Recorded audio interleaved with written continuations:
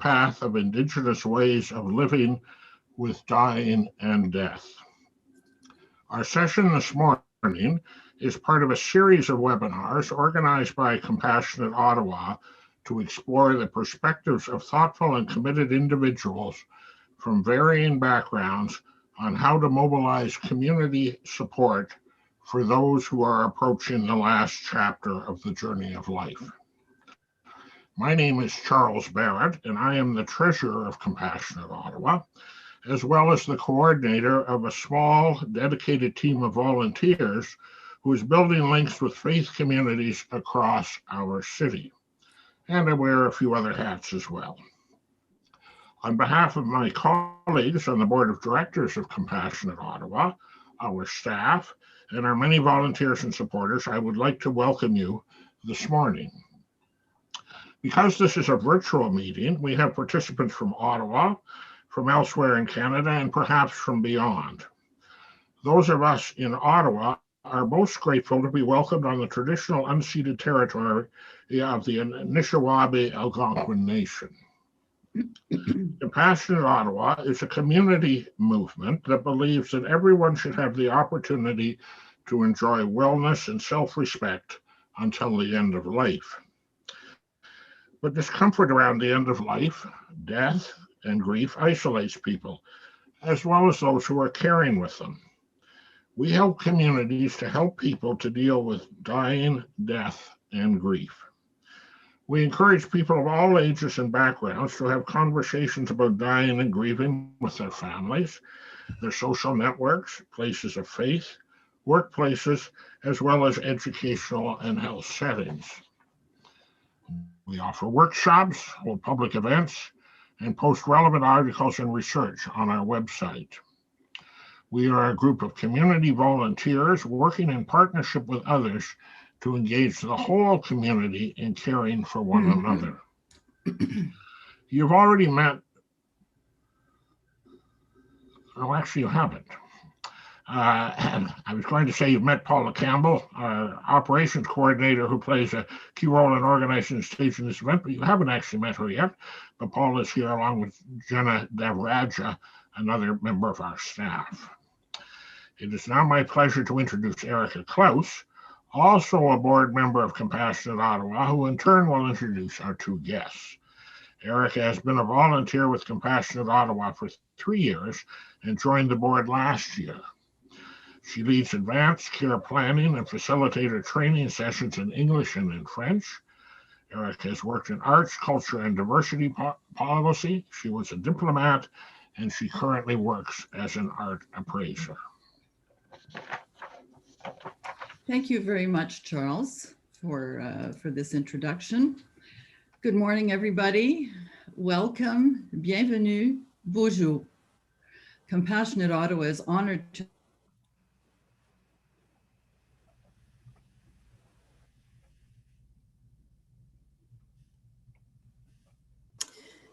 Good morning, everyone. I'm Paula Campbell, as Charles just introduced. It looks like Erica is having some technical difficulties, so I'm just going to very quickly step into her shoes for the moment. As Erica was going to say, Compassionate Ottawa is honored to introduce the traditional spiritual Algonquin elder, Elder Annie Smith St. George. And Annie, I'm just going to invite you to start your video at this moment. And also the hereditary chief on the Mi'kmaq Grand Council, Elder Stephen Augustine. And I'm going to invite you to start your video as well, Elder Stephen. Wonderful, thank you, good morning. And to everyone here, today we have an opportunity to listen and to learn from both elders who will share teachings passed on to them through generations. And I now invite Elder Annie to open the session with a prayer. Miigwech on the Sema, Annie Smith St. George, Kishkwana Quadna de Kaz, Kidganji Bio Chipa. Gishashikakina, Awia Wasanjama, Equawan Nini Wag, the Kanini Quawage, Kakina Guch. Nigijana Menuendam, Ewa, Gaya Stephen, Nigijamenuenda Baba Kakina, Awia Wasanjama. Diga much, Damen. Greetings, all of you. to the Algonquin territory, the land of my people. I welcome you on the Algonquin territory, the land of my people, the land of my ancestors. Today, as we light the smudge, I have sage in my shell. This is a blondish shell. In there today, I will put Nasema tobacco, and I will use the sweetgrass, which is always used, and it's a braid, and it's called, the sweetgrass is called the hair of Mother Earth, braided into three.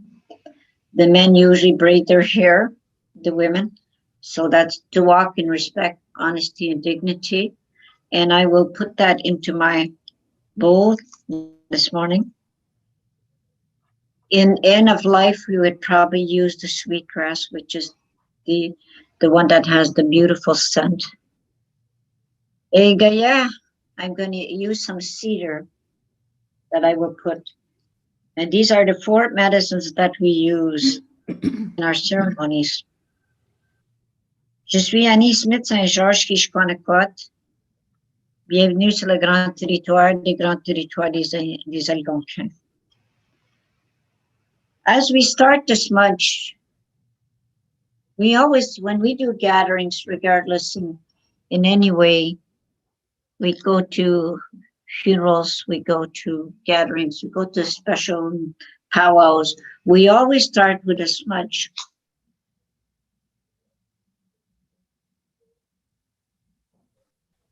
And as we do this is in a different way because of the isolation. We have to do a spiritual smudge. I ask everybody to take a time for all of us for a moment of reflection. A moment of reflection, this point in time, where we're finding remains of children that are being found in the residential schools. We are up to maybe about 300 now, and maybe more, a lot more to come. So we will take a moment of silence, as we do when we think of the others, we pray for the others. Miigwech.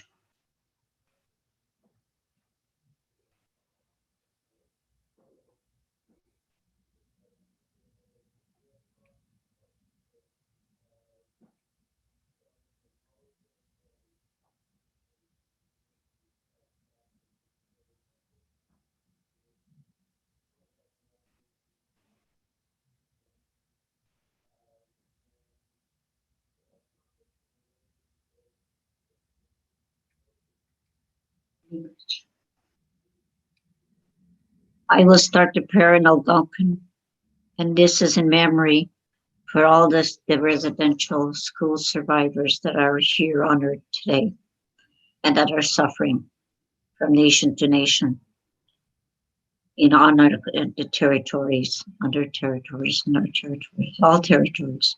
Miigwech. Miigwech chikjamanido, ajinogam. Chikja miigwech onje kakinawiya gusanchama. Miigwech chikjamanido, the widow kam kakina awiyag. Anishinaabe, me padisuwen, Anishinaabe. Ga amitata wisuwen meka onche Anishinaabe mamadisuwen. Miigwech onche Jesus edvi Jesus. Enugushak. Ebishishagika nawigadik. Igonsakaya. Jami gwacho Jenny B. Noten.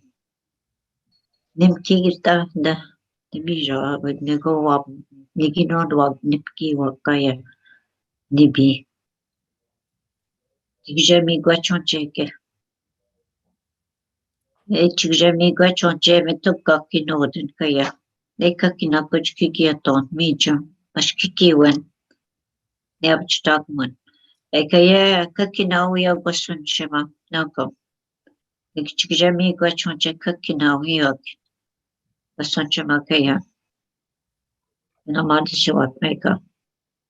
Igwajimi Jigjama Manido.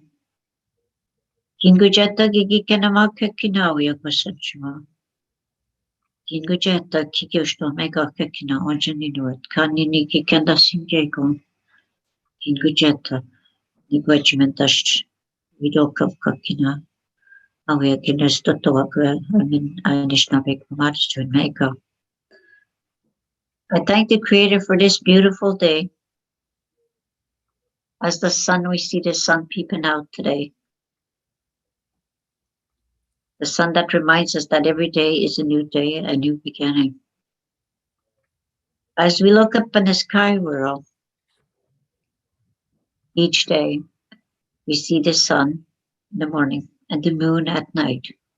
The moon that reflects and also influences our waters, influences all humankind, women especially, giving childbirth, a new life coming into this world. Also, I thank the Creator for the moon that influences all of us, because it's within our bodies. The star world and all the stars that guided our ancestors and gave us good directions. All the sky world, the planets, infinity. Infinity. Also, the bird life, all the bird life throughout Mother Earth, the Joiki, the Mother Earth, that the birds that give up their life for us to eat, the partridge, the chickens, all of them, ones that we are able to eat, miigwech. For the four-leggeds, from the moose, the deer, the buffalo, the caribou, the cows, and all the four-leggeds that we eat. I thank the Creator for the ones who give up their life for us so that we could nourish our bodies. And also for the fish, the salmons from the salt waters and the soft waters, trouts, all from the lakes to the rivers, to the oceans. I thank the Creator for all the creatures from on the underwater, the cleaners, the crawlers, and all the insects that we have. Really busy this time to pollinate so that we could have good fruit and good food to eat. For the medicines we have, for the water we drink each day. I thank the Creator for everything He's given us, two-legged on this Mother Earth. I thank the Creator for all of us being here, Elder Stephen, that we're going to share our thoughts, our differences, and that we're going to work together, even though our nations differ a little bit from one another. We will help you. I thank the Creator for all of us being here today in a good way, so that we can be able, as we smudge, we open our minds, we cleanse our minds so we can think good. As we pass it through over our eyes so that we can be able to see beyond. So that when we pass the smudge over our ears, so that we open our ears so that we can hear clearly and in a good way. And as we pass it over our mouth and we breathe in, is that we can speak good words. And as we pass it over our heart, so that we open our heart, not only to think from our mind, but to open our heart so we think from our heart. And so as we brush off all yesterday's problems and to bring in new things today. Miigwech. Ça me fait plaisir d'être ici, de vous commencer cette session avec vous. La session, elle va être juste en anglais, mais si jamais on a le temps, je peux répondre quelques questions en français pour vous autres. Miigwech, merci. Et, miigwech. Velariek.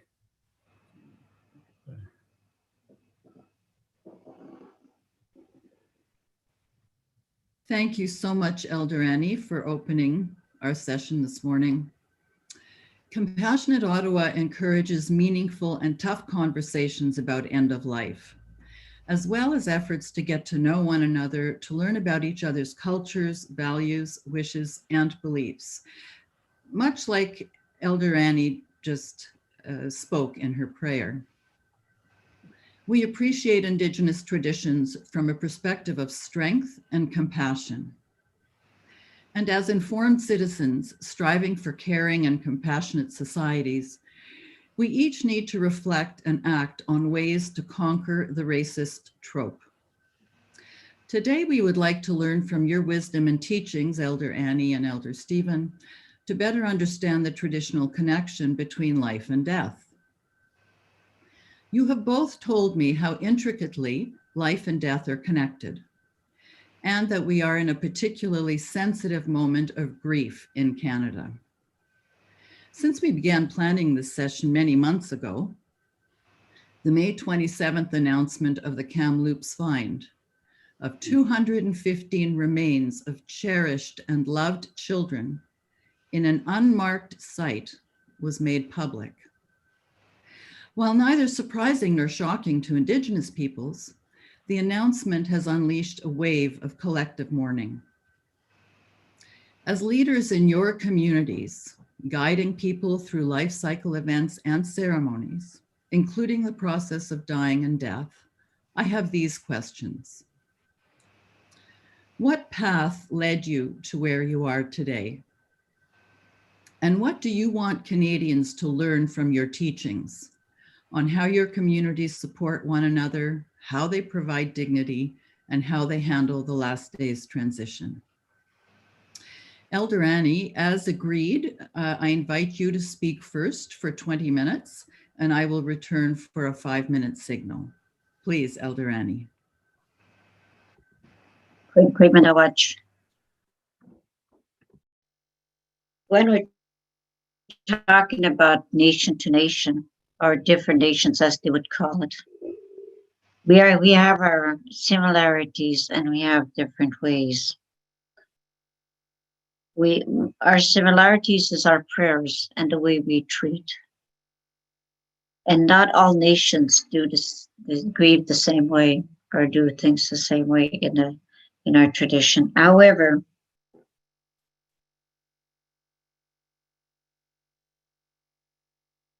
that for us is in a different way than I don't know of other nations, but for us anyways, in the Algonquin way.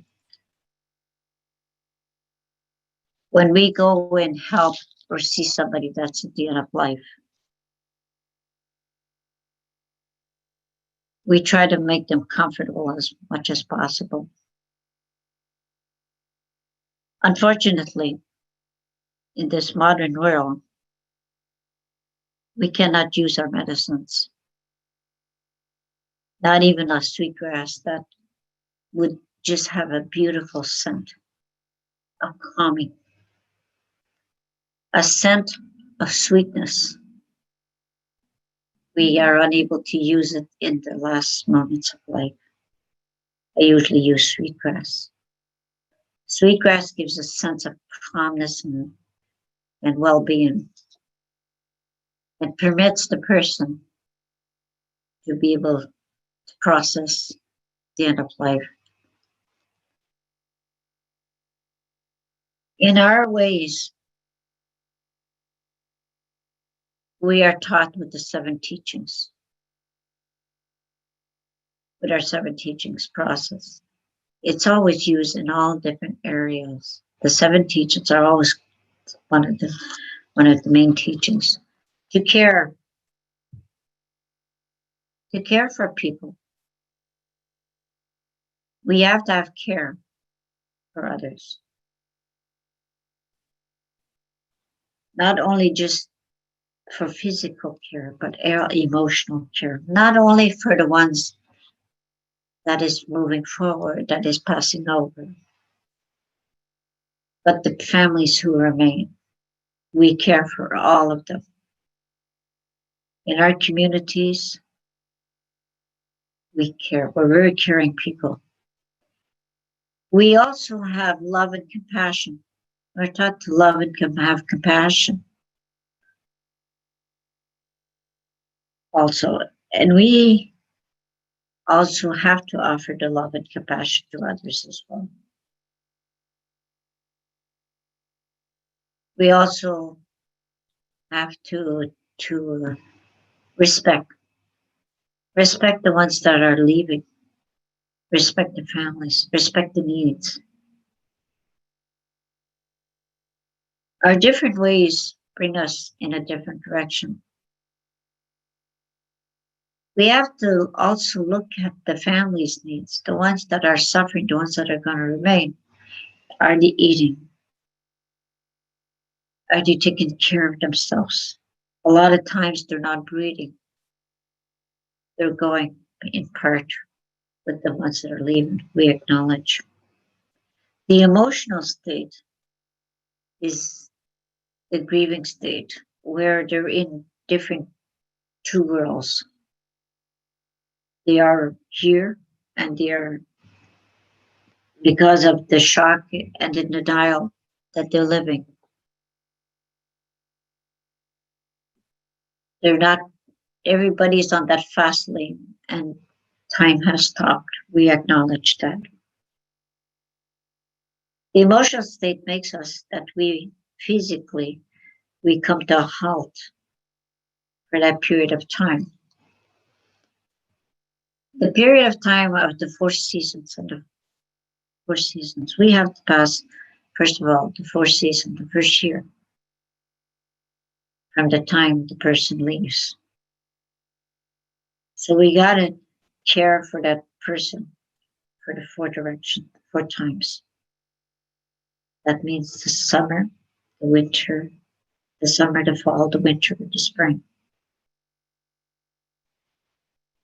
We usually care and watch out for them, depending on the there's 2 difficult deaths that we would come to experience in this one. As I open my thoughts, it's murder and suicide, and there's a lot of missing and murdered girls that are going. And suicide is a high rate, probably #1 killer among our youth, even over the virus that's happening now. We also got to care for the mental state of the family. And we know that they cannot function depending on the tragedy or what they're experiencing, because even at the last moment of life, even when the person is ill, you expect they're going to go, but yet there is still an emotional shock to the body. And to also the intellectual part, it does take you time. Even though you know, my elderly father died, my dad, I still went into shock. I still went into a physical shock, which affected a high blood pressure in me. And emotionally, I was emotion, even though I knew he was in the later ages and stages of life. And intellectually, I wasn't able to function at work for a while, for the 4 seasons. And spiritually, well, you kind of doubt the spirituality at different points in time in life of grief. But in all of this, elders, we have to look at all these aspects. You cannot leave one quarter out of a wheel to the other. When we are working with a person at the end of life, we also have to assist the families and all. Not only the person, but everybody inclusively. And the people do not sometimes understand why we do these things. When it goes into now, when the person passes on, or on the last moment of breath, they would like to have sometimes request a drum, a rattle song, music. They want to hear their music back. They want to hear their language back. Even the generations that do not know their language, they want to know their language. They want you to speak in the language. Because our language is very soft and it has a musical tone to it. They want us to be able to smell the sweetgrass. They want to be able to smell the sage. Unfortunately, hospitals and also palliative cares homes do not have equipment to accommodate our people in the way of dying, in their good, calm way that calms them. We don't have a place for that. There's no settings for it. It is time, I think, maybe our culture, if we're looking at reconciliation, that our culture is these moments, even at these moments, it is time that they come back. If you ask how we proceed in a funeral home, or we proceed with the families, I personally, I only could talk to you of what I know and what I saw. Personally, what I've lived through too as well, is that as other nations, and we let go a lot of things in the homes. We don't give, like for instance, personal clothing out to the people, like to other people, to relatives. I've seen a lot of people giving clothing out. We don't do that. We do that very discreetly.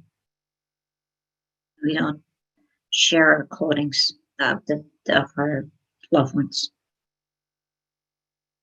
Also, the personal items, usually the medicines. Well, if he's a medicine person, you might request that it might go with him, with her, or it's passed down when it's alive, when she or he's alive to the other generation. It's always things are passed down before that comes. In our culture, we don't go in and we don't take things of what if not, that is not ours. What we do is we're offered in their lifetime. If somebody gives me something when they're alive, it's more appreciated for me. When somebody gives me things when they have passed on, I have a little trouble with it. I don't know what other cultures do, but I do. I was taught not to take the energy of people. And so I would return things to the family eventually. I'd put it in a box and return it to the families. That might carry on the souvenirs of the family. We also go in funeral homes. Our funeral homes, back in the day when I was young, they had funerals in the homes, and the families were there, and people would come in and feed the family for 7 days. Usually it would last 3 days or 2 days in a home, and then the burial would come. Then they went to funeral homes. And when you go in, our nation here, anyways, for where I'm saying, getting on TV, there's a great respect when we go in a funeral home. As the family gather, they have a room for them because they could stay there. Now we have funeral homes on the reserve, and they have a room that they could eat and they could stay there all day and 24 hours. if they want. And when we go in a funeral home, different ways we go in. We go up to the casket and we acknowledge the person that's gone. Then we take a chair, we sit down. We could sit for an hour and just reflect on memories and who that person was in silence. Then we get up and we go and greet and hold and hug the family members who need greatly the support. We also leave money for the families too, as well, because they have to continue to live, to go move forward. They cannot work. We know that for a while, depending on the case, the cause. So we do have a place where money is being given. And money is great. And people are great. They're grateful because they could nourish their bodies. Also, there's after the ceremony is done, and the body has been removed to the burial grounds or elsewhere, there's a big lunch. The whole community comes together and they make a dinner and a supper from their own hands, homemade. They make all the favorite foods that the person would have liked. And this is how we proceed in our funerals.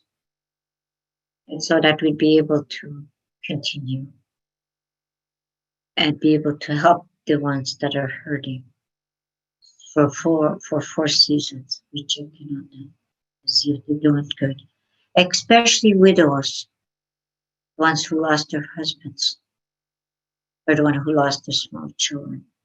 We check in on them a lot more than, if your parent is older and much older, depending on the age and group. There is many things and many discussions as we could talk about of our differences of our culture and the way we do things. But since we have such a short time in sharing these moments of compassion and the grief and the families and how we do things is very different.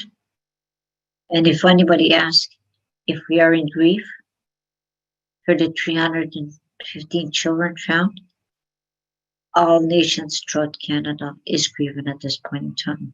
All have been affected either one way or another by this whole event of the residential school murders that happened in our children.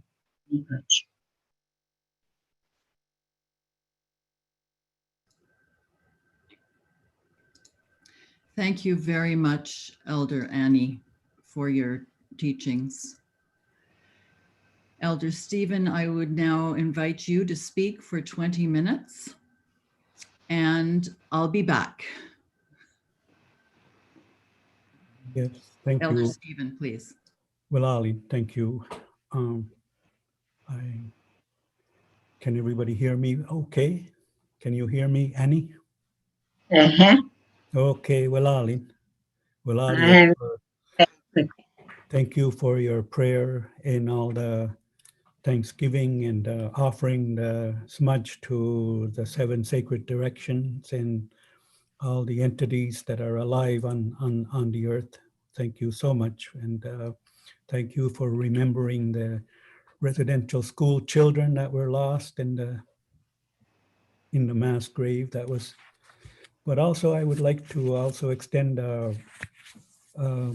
commemoration and condolences to the 4 Muslim people that were that died in London, Ontario. I want you all to think about them and the family and think about our ways, how we can work towards anti-racism in Canada, towards Black people, towards Muslims, towards Chinese, Indians from India, and Indigenous people in Canada, and as well as other minorities that have been treated unfairly over the last several hundred years here in Canada. I think about them today. I just want to also mention that in our past, in Mi'kma'ki, Mi'kma'ki is the territory of Mi'kmaq people in the East Coast, in Gaspésie, in Quebec, and New Brunswick, Prince Edward Island, Nova Scotia, and parts of Newfoundland. Our Mi'kmaq people live in those areas. And historically, maybe prehistorically, our people used to do ceremonies all the time, communicating with the spirits of our ancestors, communicating with the spirits of the animals, birds, plants, and fish, as Annie had done in welcoming prayer. She was offering her smudge to those entities, the spiritual elements of those lives. So we're always grateful, and we're always negotiating for our survival. When we sing, when we drum, when we dance, we're dancing on our Mother Earth. We're singing to the spirits of our ancestors, to the spirits of the birds, plants, animals, and fish. So we're essentially negotiating for our survival. The birds, animals, and fish, they give themselves to us, and plants, and so that we can survive, so that we can obtain our food, our medicine, our clothing, our shelter, our tools of survival, how we travel about on the ice and the snow, on the water, on the land. And so we are grateful for all of those things from our mother, the earth. And so the ceremonies represent our saying, thank you for giving this to us. And we're giving that back to you. So we give our sweat when we go into a sweat lodge ceremony. We call it anigom in our language. It's anip is sort of like the womb of our mother, anip. And so we go back and crawl into the womb of our mother earth. And we sit in there, and we invite the stones to come in. And the stones are heated up in a fire outside, and they're brought in red hot, and people sit around in a circle, and the leader of the lodge pours water on the stones. And so we get heat, we get steam, and we're asking Giver of Life, Grandfather, Son, and Mother Earth to we thank them for all the goods that we get from our Mother Earth, all the elements that we get for our survival. And so we sweat, and our sweat goes down to Mother Earth, and we're giving that up to her as a thank you. And so anigom is one of the places where we go back in. It's kind of a structure, kind of like this on the top of the earth in the flat. If I could take something flat and see this, but on the bottom as well is the spiritual side. So the physical side is on the top, and we're communicating with our ancestors that have gone into the spirit world, as well as the birds, plants, animals, and fish, and all the other entities that we rely on for our survival. So we are communicating constantly with the people in the spirit world. In contemporary Eurocentric ideologies, it's the world of the dead. And for us, it's not a dead place. It's already just another level that we proceed, as Annie was saying earlier in her prayers. And so she was offering also those words of kindness and thank you and gratitude to those ancestors of ours that have provided us with the knowledge and the wisdom how to survive on Mother Earth. So in the sweat lodge ceremony, we're constantly communicating with those spiritual elements, whether it's the birds, plants, or other human beings, or our relatives, our ancestors. So we're in constant communication. So it is always important to acknowledge that in our daily lives when we're living, and to remember. So the ceremonies are usually offering to the giver of life, Gizulk, to Niskam, the grandfather's son, to Usitkamu, our Mother Earth, and then to our leaders. To the east, we say Galuluskub, the first one who spoke. We offer our smoke and thanks and prayers and smudge. And then we look to the south for our grandmothers, the knowledge and wisdom keepers, knowledge keepers, and they guide us, they teach us how to survive on Mother Earth. And then we look to the west, to the young people, because the young people are looking at us as adults, and we have to live a life accordingly, that we leave something, a legacy of survival for those younger generations, because they will carry our life forward. They will become the next leaders, and they eventually will become the next elders. So we have to be careful how we raise those young children, what we do in front of them. So their eyes are rule of law. I mean, that's really what controls us as adults, those little children that are looking at us with love in their eyes. So everything we do, they will do like us, but they love us so much that they will do it better than us. So we have to be careful what we practice in front of those children. And then we look to the north, our mothers who brought us into this world. They brought us into this world, like Annie was saying, with the blessing of the water, sacred path into the world. And we are blessed that our mothers brought us into this world. They took care of us when we couldn't look after ourselves. So they are very important for us. We couldn't feed ourselves, we couldn't clean ourselves. Our mothers looked after us. So it's important to honor our mothers all the time, because they are the helper of the giver of life. And so we are, a lot of our indigenous societies are matriarchal societies. And we always acknowledge the role of our elders, our women, our grandmothers. Like Annie started the ceremony, I respect her so much. She's a bit older than me, but we have a lot of respect for our women, because they're the core of life in our cultures. They carry the children, they carry the wisdom and knowledge. And we as men are strong in body and maybe weak in mind. It's the women that tell us what to do and how to do it and where to go and how to go and so on and so forth. So it is a very matriarchal society. So in terms of death and dying, our people are very concerned about the passage from life to the passage into the spirit world. And so we want to make it easy for our families to make that journey. And so, like Annie was saying earlier, we too like to drum and sing songs and burn sweetgrass. We burn sage, we burn cedar, and it's those aromas and smells that really ignite the spiritual element and comfort and a feeling of calmness. That you are surrounded by the spirits of your ancestors, because the smoke from those elements, burnt elements, represent our words, our internal expressions from our heart, from our lungs, from our inside of our bodies. It's coming out through the representation of the smoke.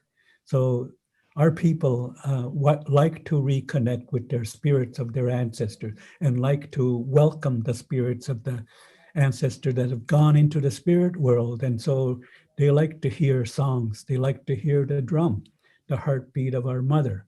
Boom, boom, boom, boom, boom, boom. And so they like to be hearkened back to her, back inside of her being. And so they welcome those songs that help them pass into the spirit world. And so it is so comforting for our people when they are dying. And so when they're in hospitals or hospices or palliative care units, it is important for us to connect with them. And I don't know how it's going to be possible, but we have to somehow figure out a way of bringing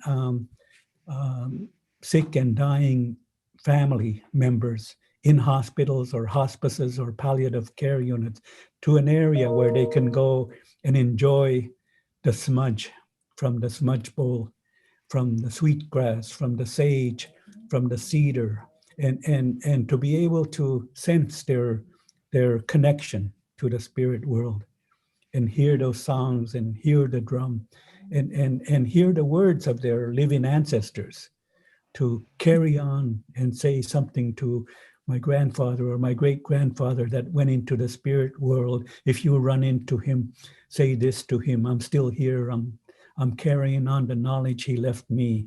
I'm still fishing. I'm still hunting and doing the things that he wanted me to do. So it is a comforting element that we leave for our people in those dying moments. And it's not dying moments for us. It's kind of a passage moment for us from one living spirit to the spirit world. And when we thank the grandfather son in our ceremonies, we're always saying,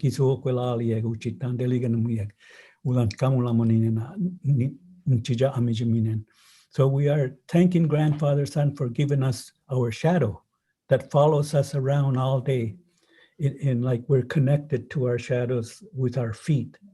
And those are the spirits of our ancestors. Grandfather son is responsible for letting us see the spirits of our ancestors, following us everywhere we go. And so this is part of the ceremony of giving thanks to grandfather son for allowing us to connect with our ancestors. And when we see our shadows, we know that our ancestors are with us. They're following us around, they're guiding us, they're protecting us. And so this is our way of giving thanks to our shadows. And as Annie was speaking about the dying, people that die, I guess in the English context, we have to use English words to communicate with you, but in our languages, we say passage. So passage into the spirit world. So it's important for us when that happens, our people are either in the hospital or in a hospice or some place, an elderly care unit, long-term care or whatever.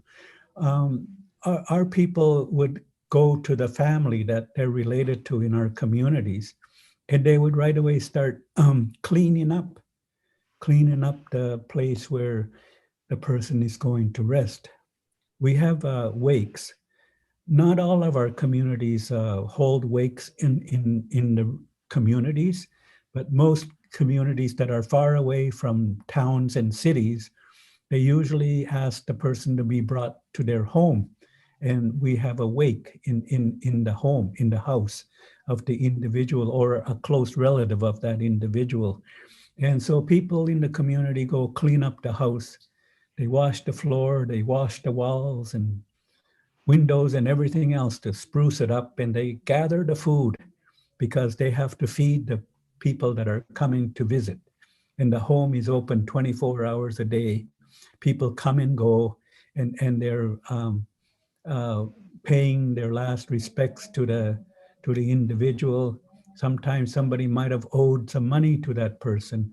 They come and they pay like $500, sometimes $2,000. They just put it on a plate that is usually sitting on the coffin. And people donate money into that. And then they have 2 nights to 3 nights of wake, depending on who the person was and how if it was a chief, they would have 3 nights of wake. If it was just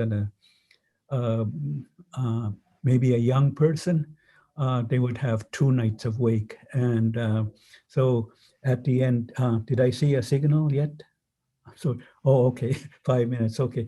So we would have those wakes in the home of the family, and lots of money and eating. And then on the last night of the wakes, we have what we call an auction. So people donate things like household goods, blankets, pillows, plates, dishes, and sometimes some of the belongings of the individual, like a chainsaw or an axe or something like that.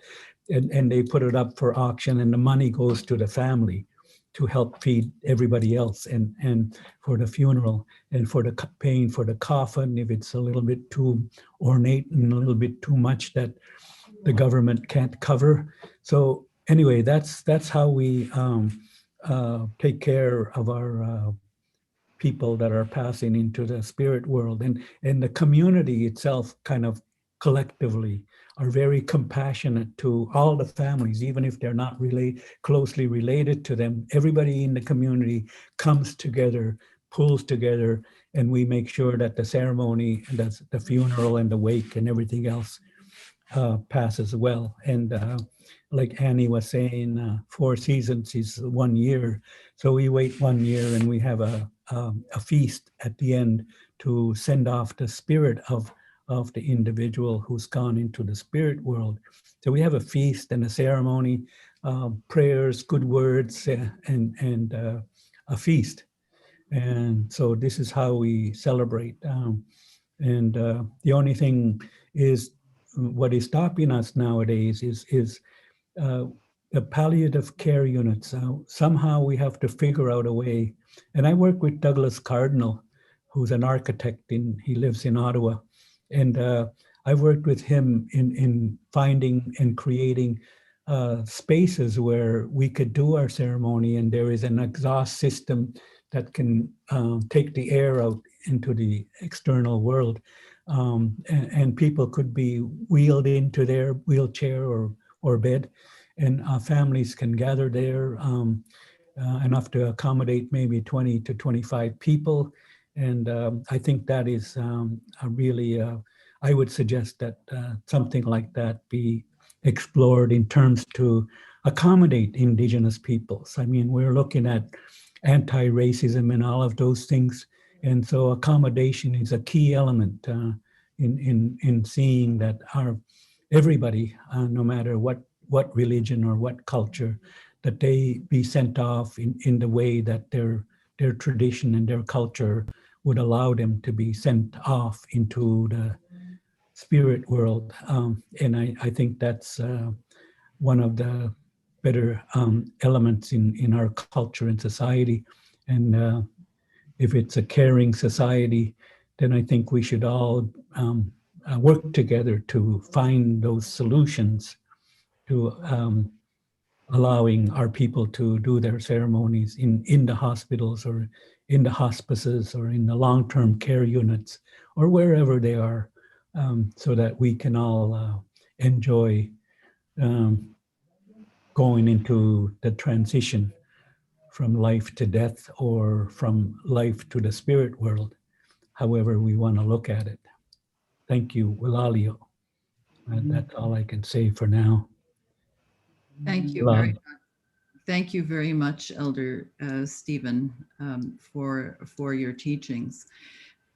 I was struck by, you both talked about the importance of gratitude and kindness and accommodation as a way, as a path to compassion. And you've also talked about, each of you mentioned the remains of the 215 children that were found. So I'm wondering, with the kinds of ceremonies and the care you're taking to send the dying person into their spirit world, I'm wondering, that's a group and family mourning. I wonder if you might address how the collective mourning of all Indigenous peoples will go forward and how that will lead to eventual healing. Either one of you. Well, this We're looking at, you mean talking about residential schools and the remains they found? Is that? Yes, remain. Well, the idea of collective mourning, such a mass mourning. In this case, in this particular case, mourning will be, I think will happen for a while, a long while. Because as they move forward, it's over 100 years that these residential schools existed. 100 years of atrocity, 100 years of pain. And there's generations, the downline, that are still here. Of my great granny and me, I'm down here. And if my great great grandmother went through this, of course it would affect me. It would anger me, probably. And it does affect people at different levels. As I was telling you before, we are grieving at different levels. Now it affects the family more directly. As they find the remains, there's going to be grief. But there's going to be anger with it too. And there's going to be all kinds of emotions that are coming about. And that is normal. Because there now we have 215. They were up to 300 and some people that they found to date. 315, I think, in different areas. Yeah. And they're not even graves. Let's not call them graves. A grave has a monument, has a respect, has a cross, has a wooden cross, has an identified. These were not, in some cases. This was just anywhere and everywhere. That they just dug a hole and put them there. So we wouldn't even say that they had the dignity to say that they have a grave, unmarked graves. Maybe they did in some, but most times probably not. 100 years of this existence. Yes, we have to rebuild. And it's going to take a while for our nations to rebuild on that. Because it's nation to nation to nation through Canada. And our culture and our differences, as you know, that we have similarities and we have difference towards this. But yet we're all human. We all have emotions. We all have all these issues in our emotional state. Anger, frustration. Is it going to continue? And yes, we elders have a lot of work to try to calm the people down, especially the young ones, because they are affected too. The generational impact of this genocide. We are all affected at different levels. And yes, when I was saying to one person, one group of people, when I accepted the apology in 2008 from Mr. Harper, saying that his apologies towards residential schools. And in my mind, as I went up to the podium, I visualized a big chandelier. Because chandelier, why? I don't know why the chandelier came. I mean, it's in a parliament, probably. There's chandeliers there. I visualized a big chandelier. And I visualized that chandelier came down into breaking into million tiny parts all over the floor. And I thought to myself, before I even opened my mouth in the parliament, and I said, where do we begin to start? How do we rebuild all the nations? All of them. How do we rebuild that? And I said, I don't know if it's piece by piece that we start to put these little pieces together. When it's broken into bits. And that's my vision. So now the truth and the stories were told. the truth and reconciliation, the truth, the stories were told. Now these remains that they're finding is the truth. Thank you. Thank you. Thank you. Miigwech. Stephen, Elder Stephen, would you like to respond? Yes, I think an example of a collective commemoration, I guess, is similar to what happened in London, where the whole town, city, all the people in the city, and even in the outskirts, some people travel 7 hours to drive there to London, Ontario, and be part of the commemoration of those 4 members of that family that were run over by a pickup truck. I think that on June 21st, also in the message that was sent out by Compassionate Ottawa, is the National Aboriginal Day. And I think that is the moment that we could probably all put on our orange t-shirts in commemoration of the missing children. Every child matters. I mean, Black lives matter. Everybody's lives matter. And I think it's important for all of us to stand together as a large human family, to help each other, to help one another, to reach out across cultures, across languages, across traditions, and work together for a peaceful world that we'd like to see. And I think once society reaches out, I mean, I think there would be less examples of war and conflict around the world. We have to reach out and love each other, like in the creation story. The role of the mother is to care for the children and tell them to look after each other, rely on each other, love one another. And so it's I think a very important message for humanity in this world, in Canada, in Ontario, wherever we are, in Quebec, in the Maritimes. I think it's very important for all of us to reach out to other cultures, to learn more, because it's a lot of it is ignorance. People don't know because you wear a hijab, they think you're a terrorist. Because you're a Jew, you hate Palestinians. Because you're German, you're a Nazi. And all of those labels are historically, people draw from history and use those labels against others. And I think we need to educate people that not all Germans are Nazis, and not all Jewish people hate Palestinians or Arabs, and not all Arabs hate Jewish people. Down on the ground, you'll see people reaching out to each other, understanding one another. There's a lot of intermarriage going on. So it's important to understand culturally information and education.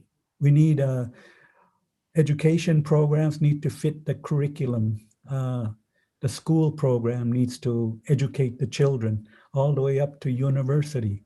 And public education like television, radio, newspapers, and magazines, they need to educate the public more about what it is their cultures are. Never mind the game shows and all this yelling and screaming and shouting. That's almost like children's games. Let's learn about the Métis culture, the Métis society in Canada, all across Canada. Let's learn about the Inuit people up north, and they're living in Ottawa. There's a large Inuit community in Ottawa, and everybody thinks they're all up in the ice and snow up north. And then you have all different cultures all across Canada, all the First Nations peoples, the original peoples, and learn about their cultures and traditions. What about land claim issues? What about the settlements? What about the residential schools? What happened? What happened in the Indian day schools in the in the First Nations communities. So, I mean, there is a lot to do collectively. I think we just need to reach out to one another and open our arms to each other and learn to love one another, no matter what the history tells us. We have to live today, and we have to have a peaceful society today, a loving society. That's the only way we're going to survive here in North America with all the pandemic and everything else. We have to be loving and caring, and we have to reach out. Malayo, thank you.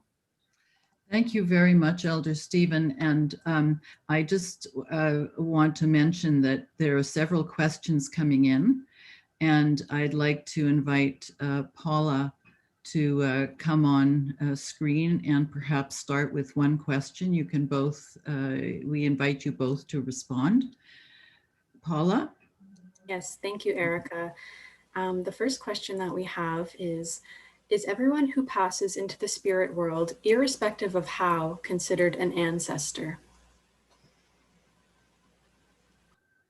Well, an ancestor of the human family. Whoever. All life matters. And we're all related as a human family. That's my perspective anyway. Thank you. Elder Annie, do you wish to respond? The question again is, are all people who die, no matter how they die, are they all, when they pass into the spirit world, are they all ancestors? They all go, yes, they are all our ancestors.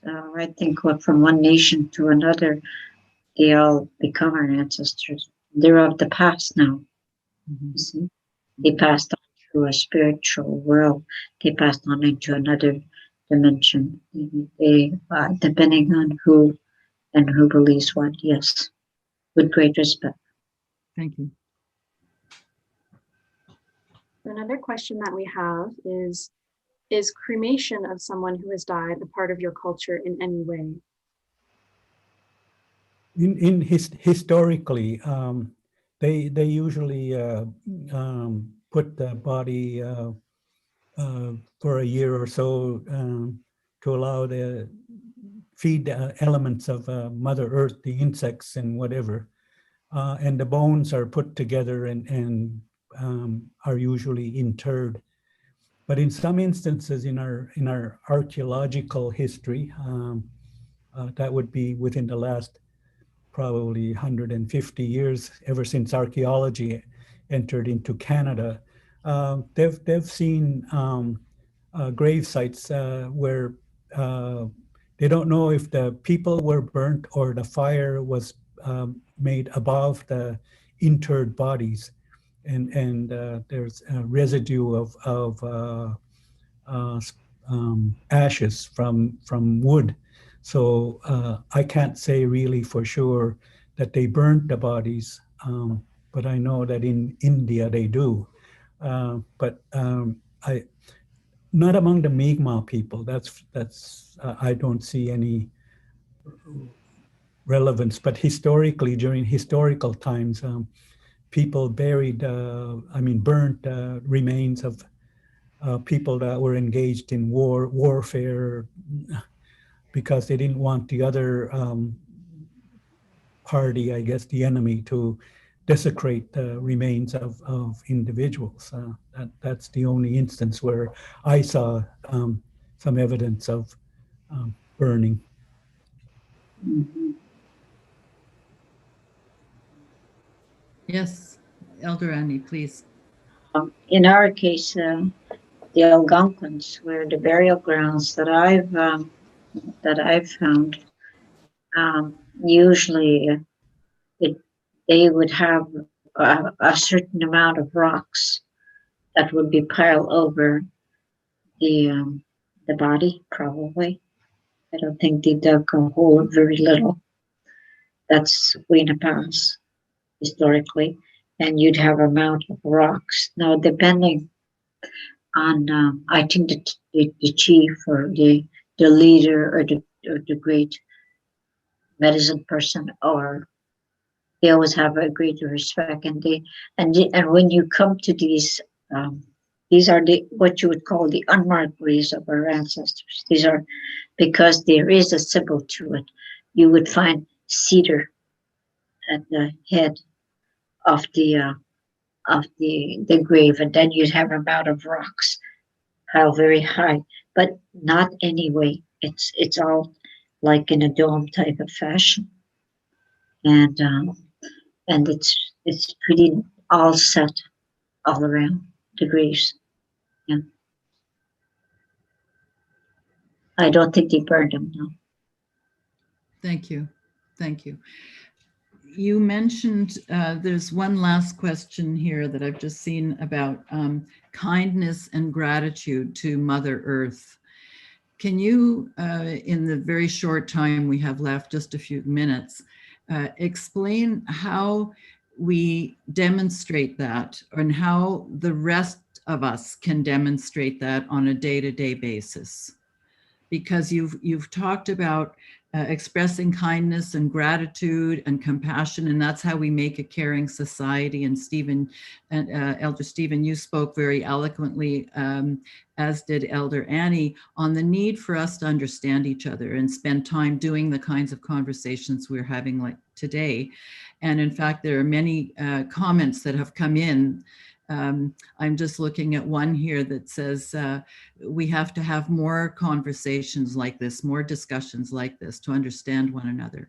So just very briefly, how can we demonstrate our kindness and gratitude on a day-to-day basis? I think just picking up garbage wherever and whenever you can. Plastics along the rivers and oceans.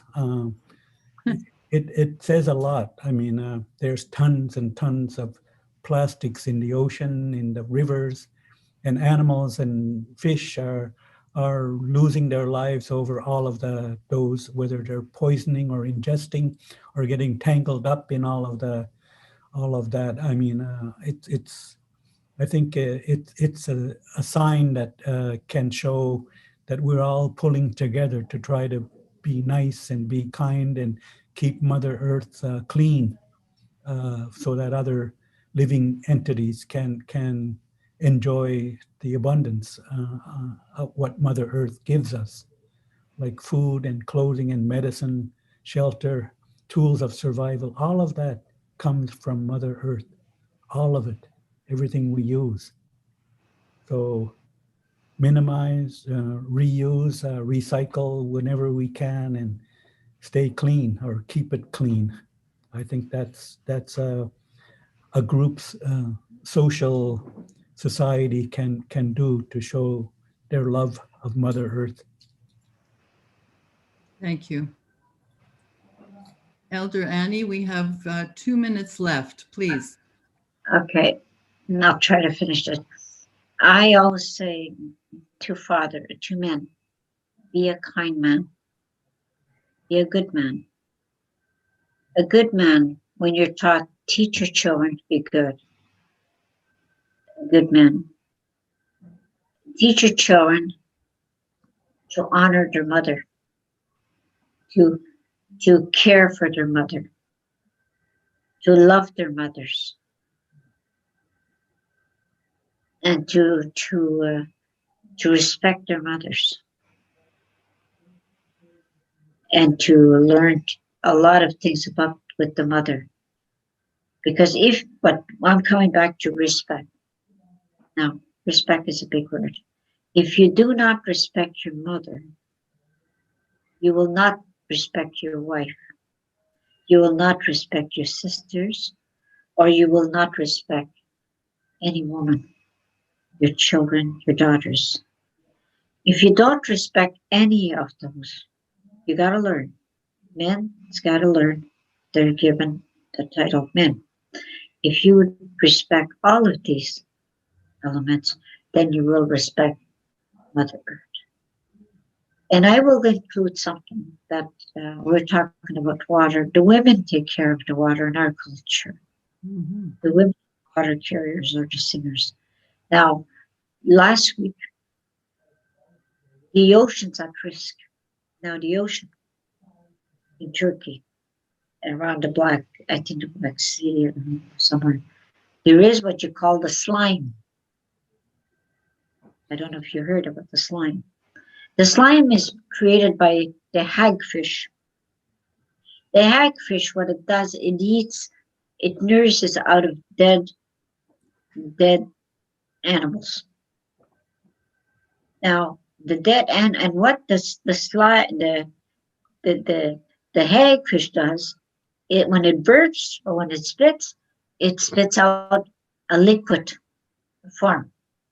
And this liquid form turns into a slime, a gooey, they call it the COVID of the ocean.